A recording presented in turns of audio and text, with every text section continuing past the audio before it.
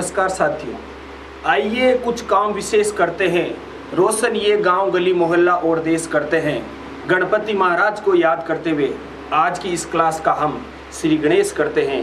आज की इस क्लास का हम श्री गणेश करते हैं। साथियों, मैं लक्ष्मण माली एग्रीएंस क्लासेज के डिजिटल प्लेटफॉर्म में आप सभी का हार्दिक स्वागत एवं अभिनंदन करता हूँ। मित्रों, एग्रीकल्चर सुपरवाइजर में एक आपका महत्वपूर्ण विषय है हिंदी।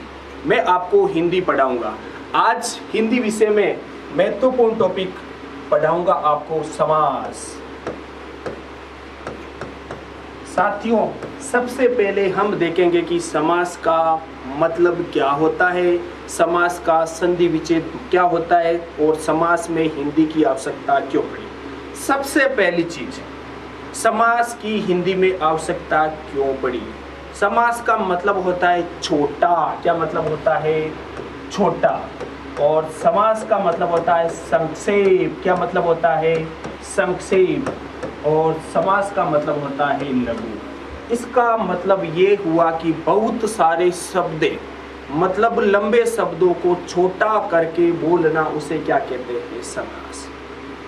एक वक्ता होता है, वो यही चाहता है कि मैं कम शब्दों में बहुत कुछ कह दूं, मतलब गागर में सागर भरना, मतलब बड़े शब्दों को छोटा करके बोलना, उसे क्या कहते हैं? समास।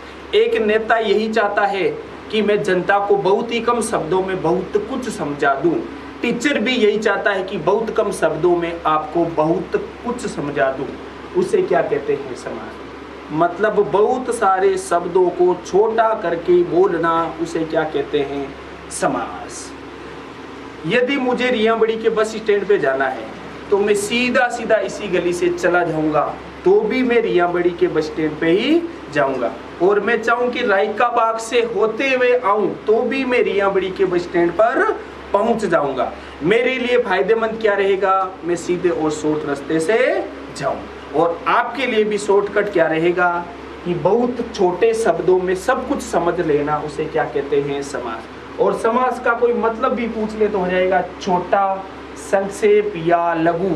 शब्दों को छोटा करके बोलना, उसे कहते हैं समास। समझ लीजिए कैसे हुआ। जैसे शब्द लिखा रसोई घर, इसका समास विग्रह हो जाएगा रसोई के लिए बना घर। अब देखो, मैं एक वाक्य बोलता हूं, मैं रसोई के लिए बने घर में खाना खाता हूं। और दूसरा वाक्य में बोलता हूं, मैं रसोई घर में खाना खाता हूं। अब देखो मित्रों, दोनों ही वाक्यों का एक ही मतलब है कि मैं रसोई घर में खाना खाता हूं, लेकिन मेरे लिए शॉर्टकट कौन सा रहा? मैं रसोई घर में खाना खाता हूं।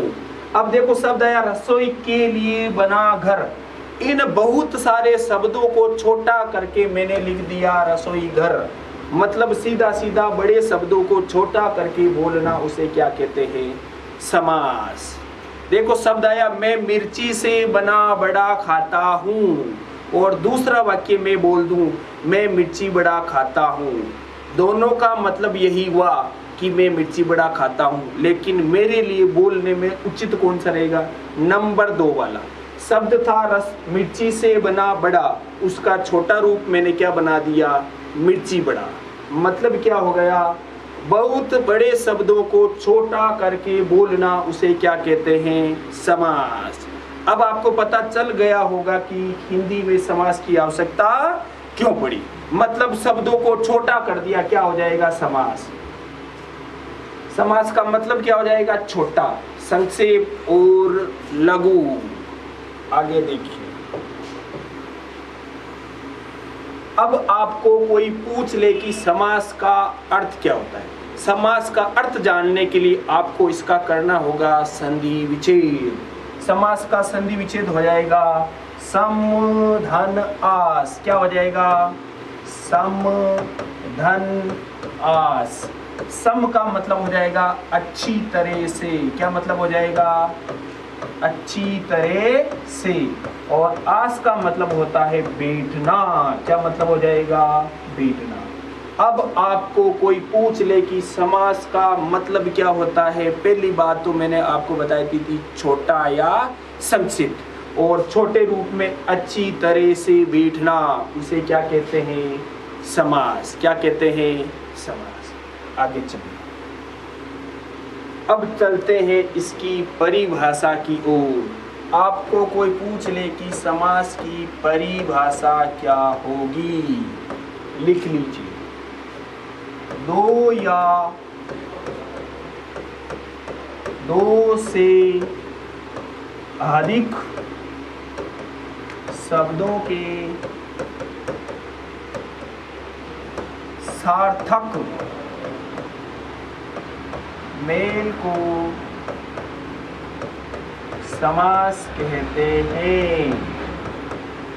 मित्रों, मैंने क्या लिखा अभी, दो या दो से अधिक शब्दों के सार्थक मेल को समास कहते हैं।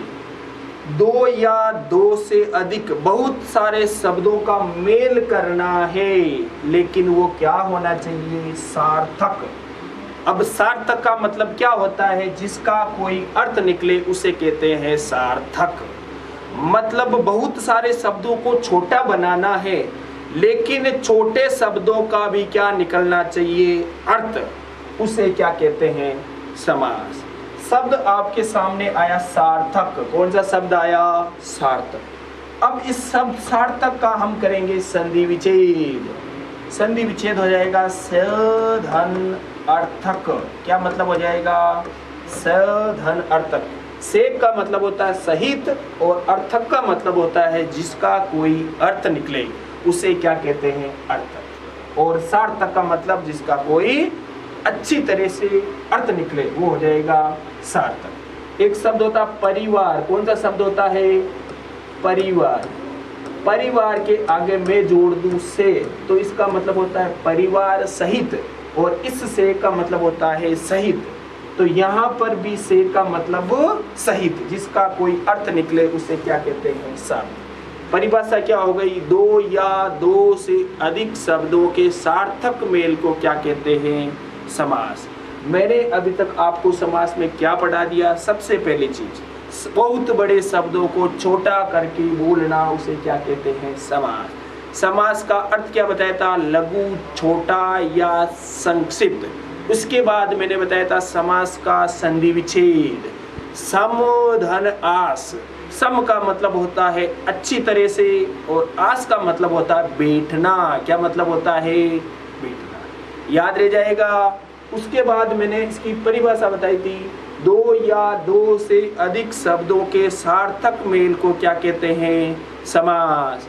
अब मैं शब्द बोल रहा हूं बार बार, सार्थक सार्थक। ये सार्थक शब्द कैसे सेट होगा, देखिए। मैं लिखूं रेल पर चलने वाली गाड़ी। एक शब्द लिख दिया मैंने, रेल पर चलने वाली गाड़ी। अब मुझे इसका छोटा रूप बनाना है। छोटा रूप का मतलब हुआ क्या बनाना है, समास। अब मुझे इन सारे शब्दों में से दो ऐसे शब्दों का चुनाव करना है जिसका क्या निकले प्रॉपर तरीके से अर्थ। तो सबसे पहले मैंने शब्द ले लिया रेल। कौन सा शब्द ले लिया, रेल। अब मैं ले लूं पर, लेकिन रेल पर का मतलब यह नहीं होता है कि रेल पर चलने वाली गाड़ी। मुझे तो क्या लेना है, सार्थक शब्द लेना है। मतलब ऐसा शब्द लेना है कि इस पूरी लाइन का अर्थ एक साथ आ जाए। रेल पर का मतलब ये नहीं होता है कि रेल पर चलने वाली गाड़ी। उसके बाद में लेता हूँ रेल के बाद चलने, लेकिन इसका भी मतलब इस लाइन से मेल नहीं खाता है। अब मुझे रेल के साथ ऐसे शब्द का चुनाव करना है जिससे कि इस संपूर्ण लाइन का अर्थ समझ में आ जाए। रेल के साथ मैंने लिख लिया गाड़ी। क्या लिख दिया, गाड़ी। अब देखो रेलगाड़ी का मतलब होता है रेल पर चलने वाली गाड़ी। और मैंने परिभाषा में भी आपको क्या समझाया है, ऐसे शब्दों का चुनाव करना है जिसका कोई अर्थ निकले उसे क्या कहते हैं, वो हो जाएगी रेलगाड़ी। अब चलते हैं आगे। अब देखो शब्द लिखा है मैंने रेल। अब मित्रों मुझे ये बताइए कि रेल का मतलब क्या होता है। एग्जाम में सीधा सीधा आ गया कि रेलगाड़ी का समास विग्रह कीजिए।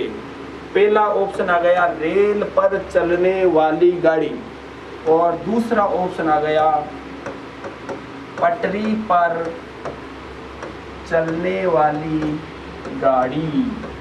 मित्रों मुझे बताइए आप कौन सा ऑप्शन राइट करोगे। सैकड़ों बार एग्जाम में आ चुका है। अब देखो रेल पर चलने वाली गाड़ी पढ़ने में थोड़ा क्या लग रहा है, अजीब सा, कि रेलगाड़ी रेल पे कैसे चलेगी, पढ़ने में अजीब सा लग रहा है। दूसरा हो गया पटरी पर चलने वाली गाड़ी। हम सबको पता है कि रेल कहाँ चलती है, पटरी पर। आपके हिसाब से शुद्ध वाक्य कौन सा होना चाहिए, नंबर 2। लेकिन मित्रों ये गलत हो जाएगा। क्या हो जाएगा, गलत। शुद्ध होगा रेल पर चलने वाली गाड़ी। मित्रों देखिए रेल का मतलब होता है पटरी। क्या मतलब होता है, पटरी। और पटरी का भी मतलब क्या होता है, रेल। अब दोनों एक जैसे ही हुए तो आपके ऊपर नीचे वाला गलत कैसे हुआ।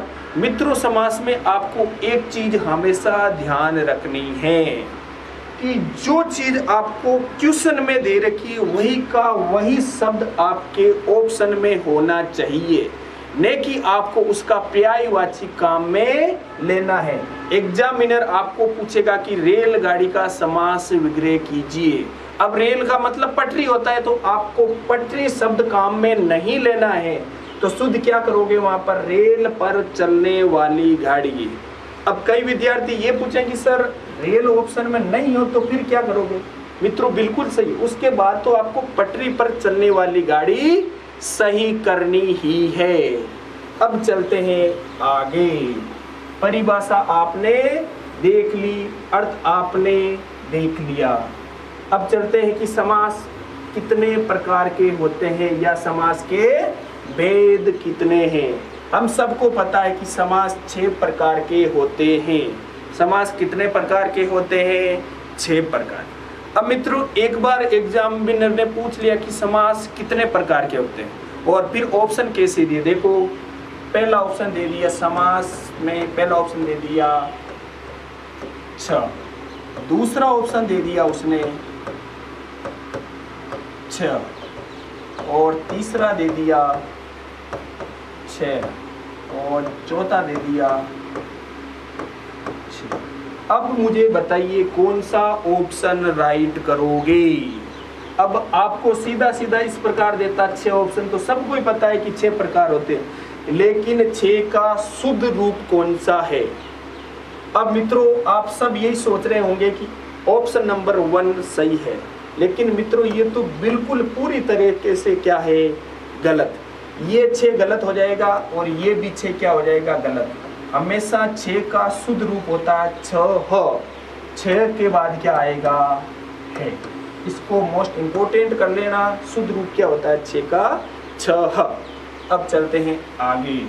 समास कितने प्रकार के, 6 प्रकार के। अब आपको 6 समास के नाम याद करने हैं। मित्रों मैं आपको समास पढ़ाऊंगा बहुत ही अलग तरीके से। 2 मिनट में सारा का सारा समास परिभाषा सहित याद करवा दूंगा। कितने मिनट में, 2 मिनट में। लेकिन आपका ध्यान सिर्फ कहाँ होना चाहिए, आगे। मित्रों समास मैंने कितने प्रकार बताए, 6 प्रकार। अभी तक आपने परिभाषा सीख ली, अर्थ सीख लिया और संधि विच्छेद भी सीख लिया। अब देखो समास का कोई विलोम शब्द पूछ ले तो क्या हो जाएगा, समास का विलोम शब्द हो जाएगा व्यास। कई बार एग्जाम में पूछा जा चुका है, इसको मित्रों इंपॉर्टेंट लगा दीजिए। समास का विलोम शब्द क्या होता है, व्यास। और आपके एग्रीकल्चर सुपरवाइजर में आपके पर्यायवाची शब्द और विलोम शब्द भी सिलेबस में है। अब हम कहाँ चल रहे थे, हम चल रहे थे समास के भेद या प्रकार। समास कितने प्रकार के, 6 प्रकार के। पहली बात कि समास के प्रकार नाम वाइज आपको क्रम वाइज याद होने चाहिए।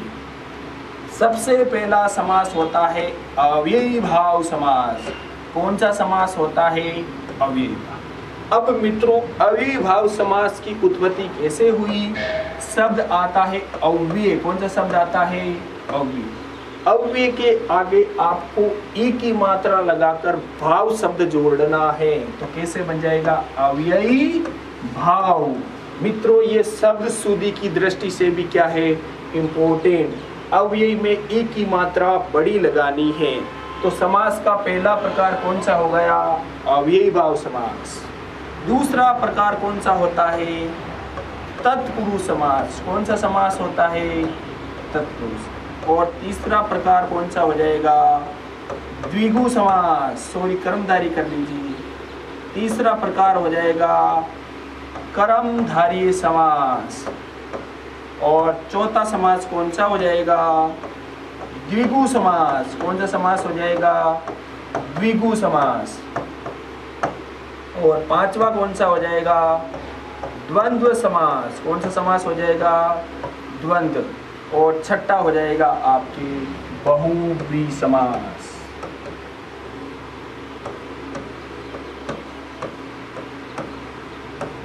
मित्रों, मैंने समास के कितने प्रकार बताए?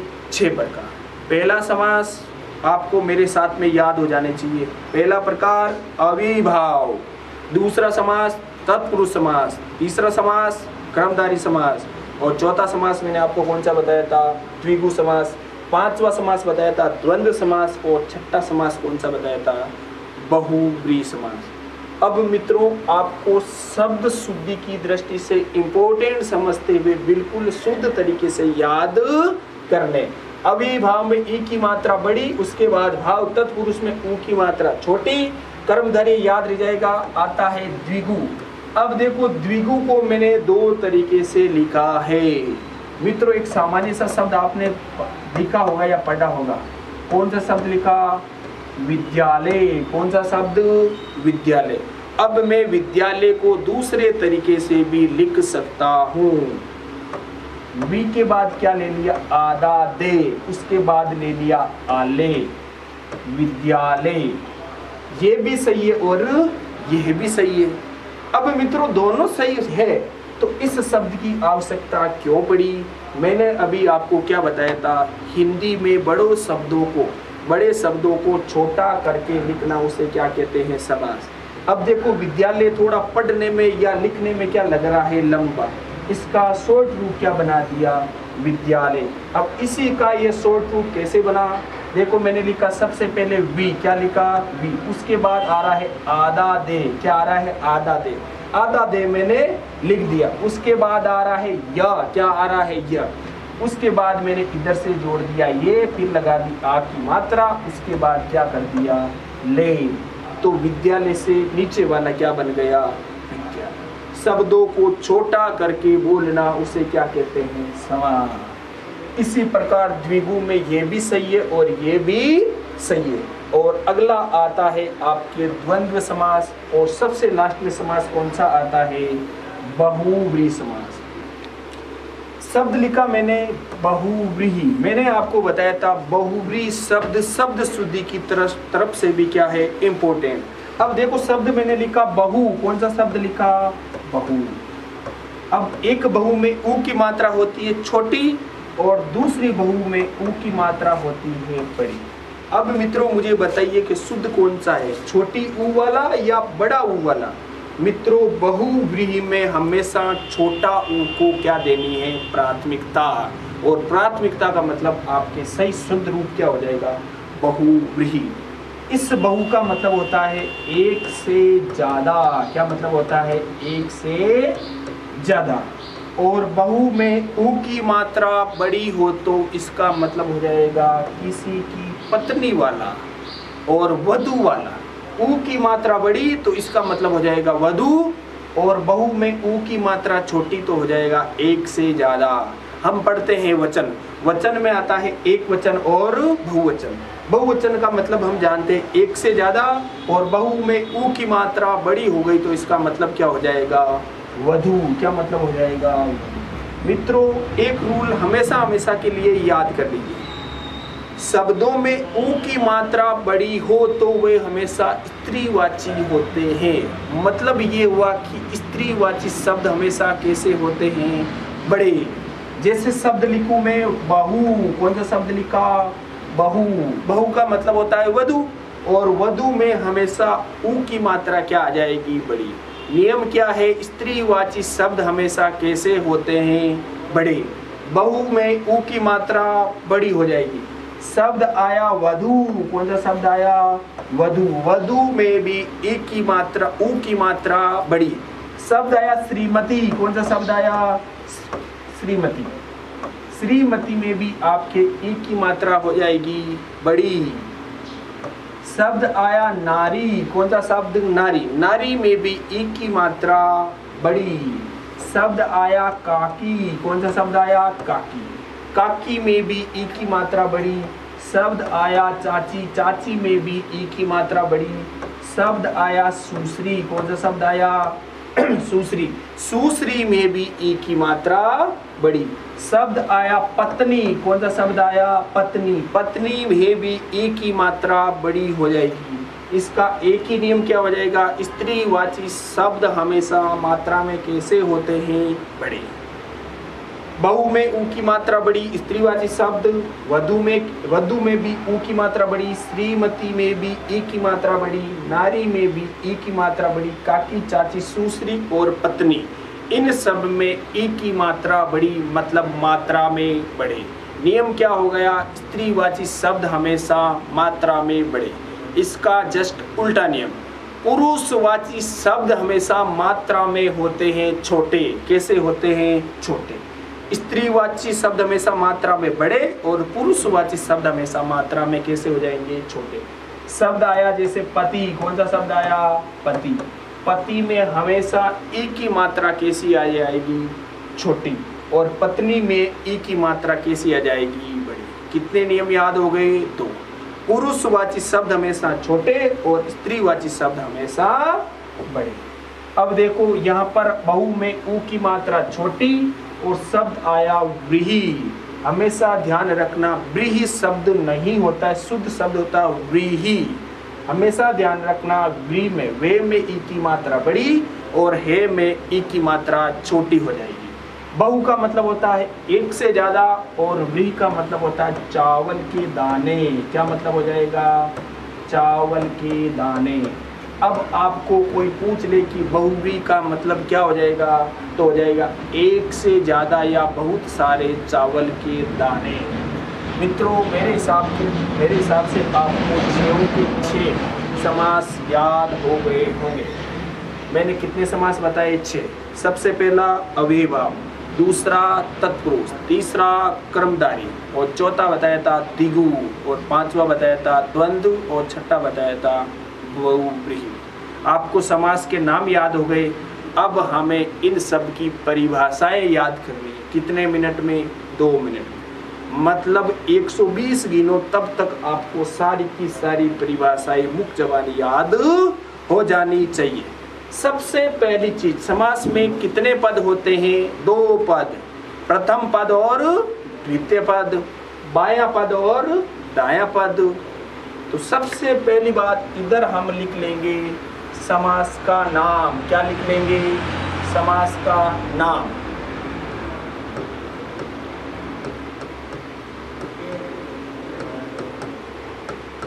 और इधर लिख लेंगे पहला पद और इधर लिख लेंगे दूसरा पद। समास कितने प्रकार के, 6 प्रकार के। सबसे पहला हो गया, इधर लिख लो क्रम संख्या। पहला समास अव्ययीभाव। अब आपको पूछ ले कि अव्ययीभाव समास की परिभाषा बताइए। हमेशा याद रखना फिक्स परिभाषा। जिस समास में प्रथम पद क्या हो, प्रधान, तथा दूसरा पद क्या हो, गौण, उसे कौन सा समास कहते हैं, अव्ययीभाव। सैकड़ों बार एग्जाम में आ चुका है। जिस समास में प्रथम पद प्रधान हो तथा दूसरा पद गौण हो, उसे कौन सा समास कहते हैं। सीधा सीधा आपको राइट करना है, अव्ययीभाव समास। कौन सा हो जाएगा, अव्ययीभाव। दूसरा समास मैंने आपको बताया था तत्पुरुष समास। कौन सा समास होता है, तत्पुरुष समास। अब इसमें आपको ध्यान रखना है यह हमेशा अविभाव समास का उल्टा हो जाएगा। कैसा हो जाएगा?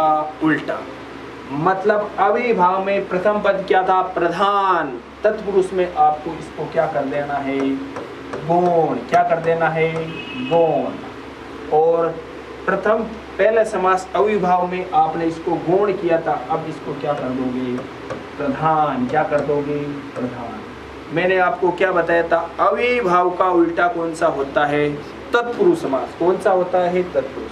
अविभाव में प्रथम पद प्रधान, दूसरा पद गौण, और तत्पुरुष में प्रथम पद गौण और दूसरा पद क्या होता है? प्रधान। एग्जामिनर आपको सीधा सीधा पूछेगा, जिस समास में प्रथम पद गौण हो तथा दूसरा पद प्रधान हो, कौन सा समास हो जाएगा? तो सीधा सीधा हो जाएगा तत्पुरुष। अविभाव आपको याद करना है, तत्पुरुष को याद करने की आवश्यकता नहीं है। ये आपको अपने आप याद हो जाएगा। मतलब अविभाव को याद करो, तत्पुरुष को क्या कर दो? उल्टा कर दो। क्या कर दो? उल्टा। कौन सा समास हो जाएगा? तत्पुरुष। अगला समास मैंने आपको बताया था, कौन सा बताया था? याद होना चाहिए सबको, क्रमधारय समास।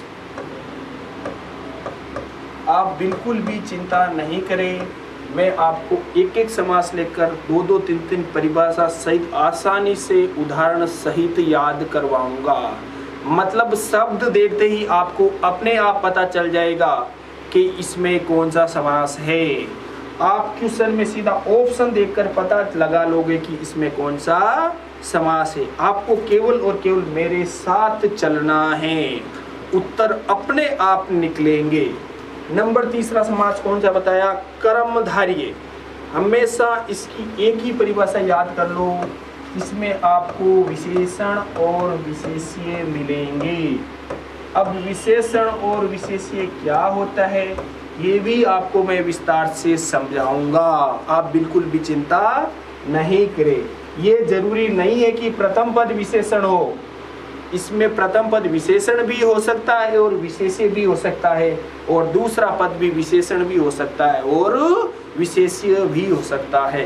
कैसे होगा, क्यों होगा, वो हम विस्तार से समझ लेंगे।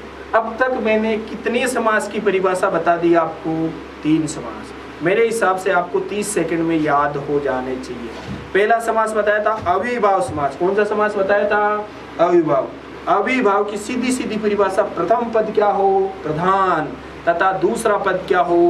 गौण। उसे कौन सा समास कहते हैं? अविभाव। उसके बाद मैंने बताया था कि तत्पुरुष को याद करने की आवश्यकता नहीं है। अविभाव का सीधा क्या कर दो? उल्टा। कौन सा समास हो जाएगा? तत्पुरुष। मतलब तत्पुरुष समास में प्रथम पद गौण हो जाएगा और दूसरा पद क्या हो जाएगा? प्रधान। उसे कौन सा समास कहते हैं? तत्पुरुष। और नंबर 3 मैंने समास बताया था आपको कर्मधारय। कर्मधारय में मैंने बताया था जिस समास में विशेषण और विशेष्य हो उसे कौन सा समास कहते हैं? कर्मधारय। नंबर 4 समास कौन सा बताया था मैंने आपको? द्विगु समास। कौन सा समास बताया था? द्विगु। द्विगु को मैंने 2 तरीके से लिखना बताया था। द्विगु समास में हमेशा प्रथम पद क्या हो जाएगा? संख्यावाची हो जाएगा, और दूसरा पद क्या हो जाएगा? प्रधान। क्या हो जाएगा? प्रधान। अब देखो शब्द आया यहाँ पर द्विगु। द्वि का मतलब होता है दो। समास की शुरुआत हो रही है द्वि से, और द्वि एक संख्यावाची शब्द है, मतलब गिनने योग्य शब्द है। अब जिस समास की शुरुआत ही द्वि से हो रही है, मतलब संख्या से हो रही है, तो परिभाषा में भी प्रथम पद संख्यावाची और दूसरा पद क्या हो जाएगा? प्रधान। क्या हो जाएगा? प्रधान। नंबर 5वां समास मैंने कौन सा बताया था आपको? याद होना चाहिए, द्वंद्व समास। कौन सा समास बताया था? द्वंद्व समास। द्वंद्व समास में प्रथम पद भी क्या होता है? प्रधान, और दूसरा पद भी क्या होता है? प्रधान। अब देखो समास के नाम से ही पता चल रहा है कि द्वि कितनी बार आ रहे हैं? 2 बार। इसका मतलब प्रधान भी कितनी बार करने हैं? 2। याद रह जाएगा। द्वंद्व में द्वि 2 बार, तो इसका मतलब प्रथम पद भी प्रधान और दूसरा पद भी प्रधान। द्विगु समास में समास की शुरुआत हो रही है संख्या से, तो इसका मतलब प्रथम पद संख्यावाची और दूसरा पद क्या हो जाएगा?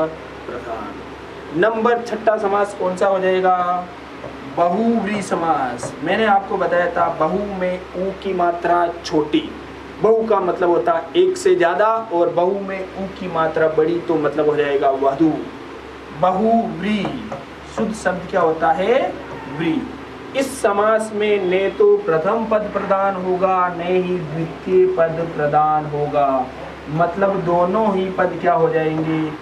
गौण हो जाएंगे। क्या हो जाएंगे? गौण। इसमें कोई तीसरा ही अर्थ निकलता है, उसे क्या कहते हैं? बहुव्रीहि समास। अब देखो, मैंने आपको शुरुआत में एक चीज बताई थी, अव्ययीभाव का उल्टा कौन सा होता है? तत्पुरुष समास। कौन सा होता है? तत्पुरुष। मतलब पहले समास का उल्टा हो गया दूसरा। अब आपको ध्यान क्या रखना है? सबसे लास्ट वाला समास, सबसे लास्ट के दो समास भी कैसे होंगे? आपस में उल्टे। द्वंद्व का उल्टा हो जाएगा बहुव्रीहि, और बहुव्रीहि का उल्टा क्या हो जाएगा? द्वंद्व। द्वंद्व में दोनों ही पद प्रधान हैं, लेकिन बहुव्रीहि में दोनों ही पद क्या है? गौण। अव्ययीभाव में प्रथम पद प्रधान है और दूसरा पद क्या है? गौण। तत्पुरुष में प्रथम पद गौण है, दूसरा पद क्या है? प्रधान। मतलब दोनों ऊपर के समास आपस में उल्टे, और नीचे के दोनों समास भी आपस में क्या हो जाएंगे? उल्टे। अब कितने समास याद हो गए? 4। एक याद करो, दूसरा अपने आप याद हो जाता है। उसके बाद बचता कौन सा है? कर्मधारी है। सीधा सीधा एक ही शब्द रट लो, विशेषण विशेषी। कौन सा समास? कर्मधारी। 4 समास याद हो गए। 5वां कौन सा? कर्मधारी विशेषण विशेषी। कर्मधारी समास कम। नंबर 5 छठा समास कौन सा बताया था मैंने? द्विगु समास। शुरुआत किससे हो रही है? द्वि से, और द्वि का मतलब संख्या। जिस समास में प्रथम पद संख्यावाची और दूसरा पद क्या हो? प्रधान, उसे कौन सा समास कहते हैं? द्विगु समास। मैंने आपको बताया था कि 2 मिनट में सारे के सारे समास परिभाषा सहित याद हो जाएंगे। एक बार रिवीजन कर लेते हैं। सबसे पहले याद करते हैं 6 समास के नाम। पहला समास अव्ययीभाव, दूसरा समास तत्पुरुष, तीसरा समास कर्मधारी, और चौथा समास द्विगु समास, 5वां समास द्वंद्व समास, और छठा समास बहुव्रीहि। उसके बाद मैंने बताया था कि समास में कितने पद होते हैं? 2 पद। पहला समास अव्ययीभाव, प्रथम पद प्रधान, दूसरा पद गौण। दूसरा समास तत्पुरुष समास, प्रथम पद गौण और दूसरा पद क्या होता है? प्रधान। और तीसरा समास होता है कर्मधारय। जिस समास में विशेषण और विशेषी हो उसे कौन सा समास कहते हैं? कर्मधारय। और नंबर 4 समास द्विगु समास। जिस समास में प्रथम पद संख्यावाची और दूसरा पद प्रधान हो उसे द्विगु समास कहते हैं। द्वंद्व समास में दोनों ही पद प्रधान, और बहुव्रीहि में दोनों ही पद गौण, लेकिन तीसरा ही कोई अर्थ निकले उसे बहुव्रीहि समास कहते हैं। ऊपर वाले दोनों आपस में उल्टे, नीचे वाले भी दोनों आपस में उल्टे, और नीचे वाले को याद करने की आवश्यकता नहीं, अपने आप ही याद हो जाते हैं। तो मित्रों, कैसा लगा आज का ये लेक्चर या वीडियो? पसंद आए तो लाइक जरूर करें, कमेंट जरूर करें एवं विद्यार्थियों तक जरूर पहुंचाएं। धन्यवाद।